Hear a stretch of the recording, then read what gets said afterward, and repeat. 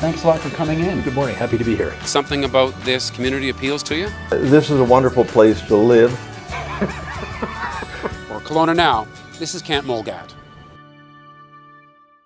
And we're joined by Scott Gibson. Scott, I guess you're still a wannabe film producer, but you've got a great idea, it sounds like. Yeah, this is my first film, and I'm a record producer, but this is the first time for me, for sure. So when I heard about it, I was instantly fascinated. You found this record in an SPCA thrift shop. Yep. The Kelowna Country Happy Gang. Definitely, yeah. So what drew you to even pick it up?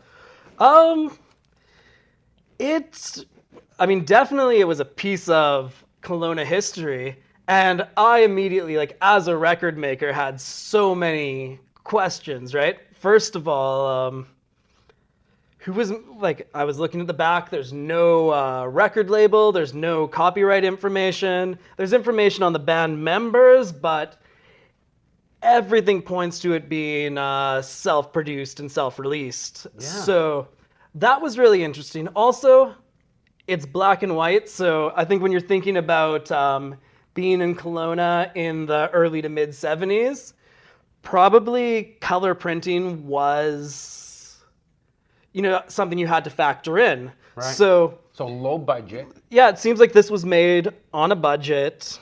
Yeah. And but they managed to get it made, and it's called All Time Favorites, so seems like it was made out of a demand for that. Yeah. So what was their story? And I was pretty interested in that. Yeah. So I obviously bought it from the SPCA thrift shop, put it on, and the first track is one of those tracks where you wonder is this record supposed to be played at 45? Because this is a really fast polka you got going on here. But no, it's meant to be cut at 33, and it did have an energy to it and the real feeling of a piece of Kelowna history. I wonder if maybe parents listen to it to get psyched to take their kids to Flintstones Park or something. Yeah. So you decided to pursue whether or not any of these band members are still around, or somebody that knows them. Exactly. So it's a mystery and it's a pursuit.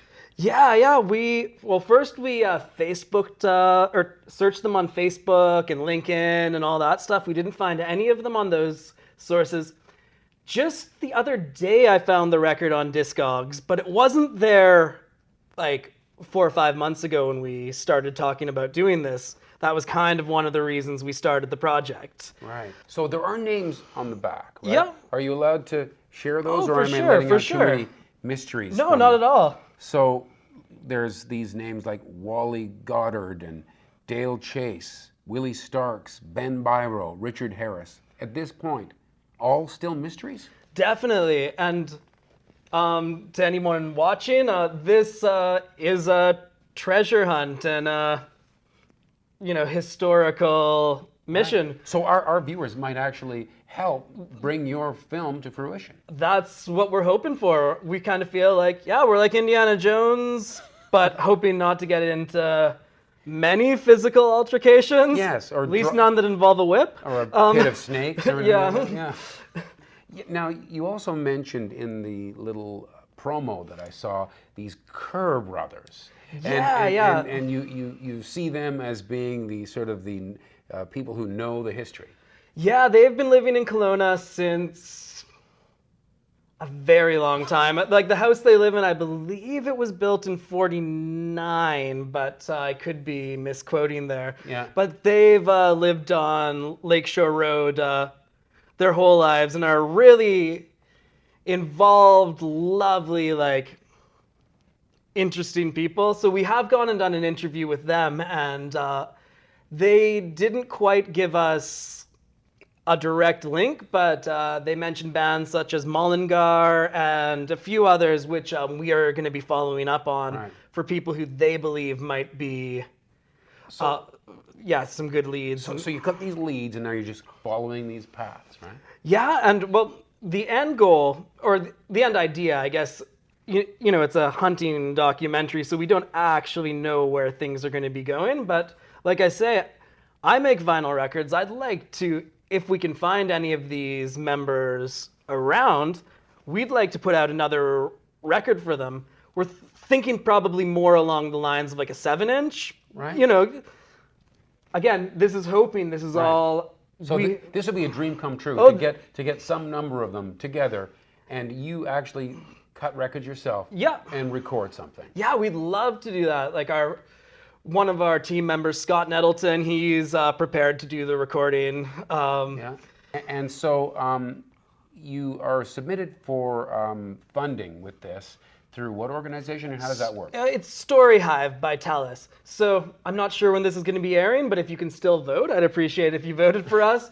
But also, they have 15 documentaries that they'll fund by votes and 15 that they'll fund by judges.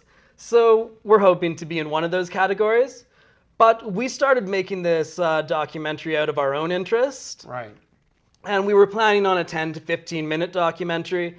But if we were to receive this funding, we'd be able to Do a bigger production. We'd Yeah. be able to pay someone for recording. It would open up the doors. We'd be hoping to make a 45-minute documentary and be able to Right. host a release show. When the funding became available and it was for documentaries that were exactly what we were working on, we realized that if we get this funding, we don't have to work within our means, and we can do a bigger project than we ever imagined. So we So would. what kind of money is at stake if you win it? $50,000. Wow. Yeah. So I guess it's not big money by filmmaking, budgets you hear about in Hollywood, but for you guys, for that's us, gold. if we have to go to Vancouver, we can go tomorrow. Yeah. And that's a huge difference, right? Just to be able to pay for your gas, and like again, we could definitely do more as far as potentially making this record. It opens up a lot of options for us and gives us a lot of freedom we weren't expecting. All right. So again, the subject of your film is the Kelowna Country Happy Gang all-time favorites album. Thanks for telling us about it. No problem. Scott Gibson. I hope this in some way helps. Oh, I'm sure it will. Even if, again, hoping for funding, but if we don't get it and we get some great leads from your viewers, we've succeeded. All right. Awesome. Thanks for coming in, and thank you for watching Kelowna Now.